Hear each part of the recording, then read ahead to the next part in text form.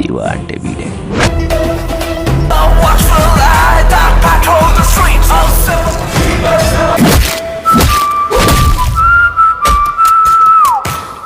ఏ ఊరు?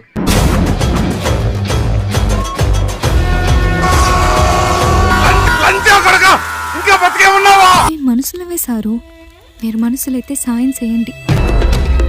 వీడి మాటలతో వినట్రెడ్డి.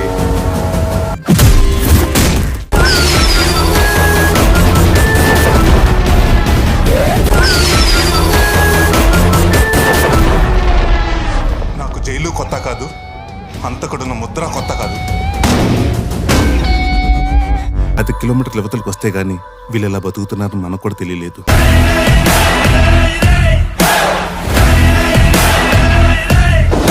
నా జీవితం ఎక్కడితో అయిపోయింది అనుకుంటున్నారు? కాదు, ఇప్పుడే మొదలైంది.